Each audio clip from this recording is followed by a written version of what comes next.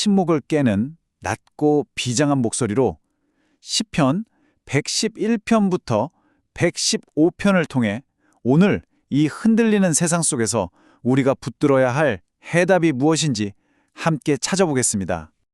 사랑하는 형제자매 여러분, 오늘 하루 주님 안에서 참된 평안을 누리셨습니까? 아니면 이리저리 몰아치는 세상의 파도에 정신없이 휩쓸려 다니지는 않으셨습니까? 이건 그냥 하는 인사가 아닙니다. 오늘을 사는 우리 영혼의 현주소를 묻는 아주 중요한 질문입니다. 시편 기자는 이렇게 탄식합니다. 터가 무너지면 의인이 무엇을 하랴? 여러분, 여기서 말하는 터가 무엇이겠습니까? 우리가 믿었던 정의, 우리가 의지했던 상식, 이 사회를 지탱하던 최소한의 신뢰, 바로 그 모든 것이 무너져 내리는 이 시대. 바로 오늘 우리가 사는 이 세상 아닙니까? 이 무너지는 세상 속에서 도대체 우리는 무엇을 할 수 있단 말입니까? 자, 이제 이 근원적인 질문에 대한 답을 찾기 위해 오늘 하나님께서 우리에게 주시는 생명의 음성을 듣기 위해 저와 함께 시편의 깊은 숲속으로 들어가 보겠습니다. 여러분, 인생이 흔들릴 때 해답은 다른 데 있지 않습니다. 내가 믿는 하나님이 과연 어떤 분이신지 그분의 성품과 능력을 아는 것에서부터 모든 것이 시작됩니다. 이것이야말로 절대 무너지지 않는 우리 믿음의 기초, 반석이 되는 것입니다.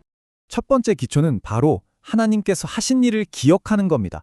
시편 11편은 선포합니다. 그가 하시는 일은 광대하고 존귀하다. 이건 그냥 추상적인 찬양이 아니에요. 천지를 창조하시고 홍해를 가르시고 광야에서 먹이셨던 그 구체적인 역사의 사실들, 그분의 위대한 행적을 인정하는 데서부터 우리의 믿음은 출발합니다. 두 번째 기초는 그분의 성품입니다. 세상의 사랑은 어떻습니까? 조건적이고 변덕스럽고 너무나 쉽게 식어버립니다. 그러나 시편 113편은 증언합니다.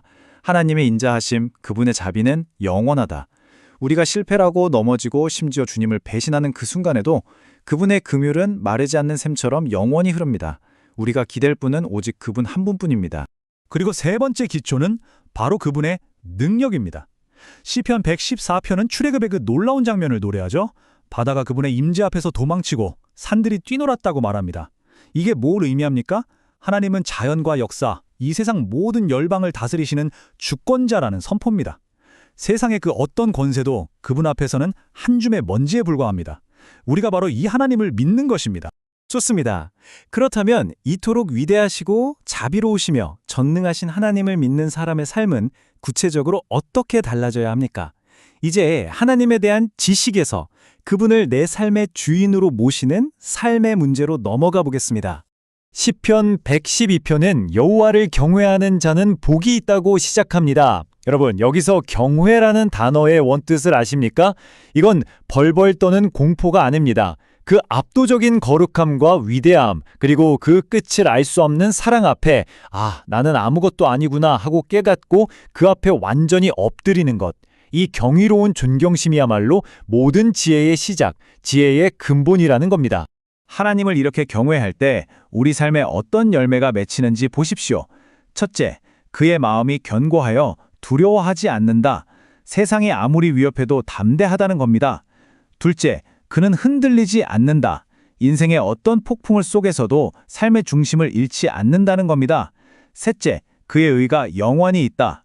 세상에 썩어 없어질 가치가 아니라 영원한 가치를 따라 살게 된다는 말입니다.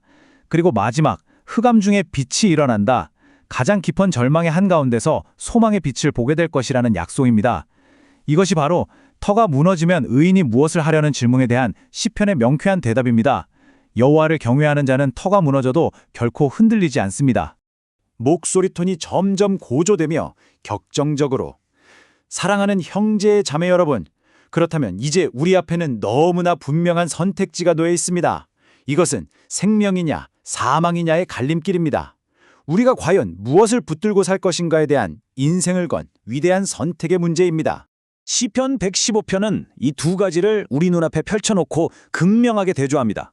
한쪽에는 살아계신 하나님이 계십니다. 우리에게 진리를 말씀하시고 우리의 고통을 똑똑히 보시고 우리의 신음을 들으시는 분, 우리의 도움과 방패가 되시는 분입니다. 그런데 다른 한쪽엔 뭐가 있습니까? 입이 있어도 말 못하고 눈이 있어도 보지 못하고 귀가 있어도 듣지 못하는 것들, 바로 이 시대의 우상들, 돈, 성공, 명예, 쾌락. 그것들이 여러분의 인생에 무슨 해답을 줍니까?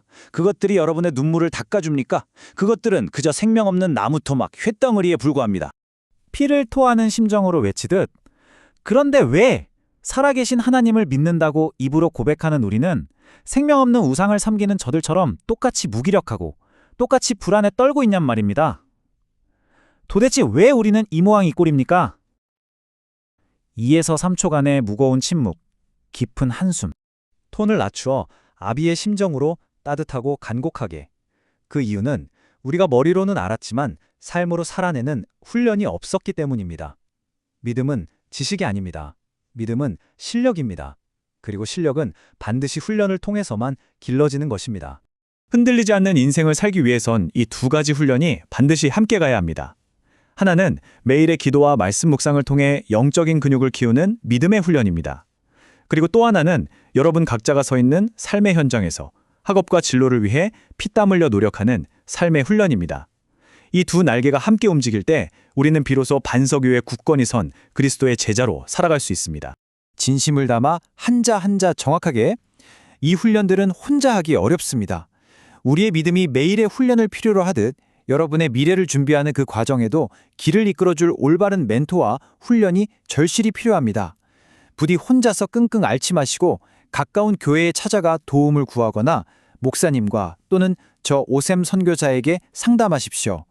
여러분의 그 고단한 앞길에 주님의 크신 은혜와 땀 흘린 노력에 대한 합격의 영광이 반드시 함께하기를 간절히 축원합니다.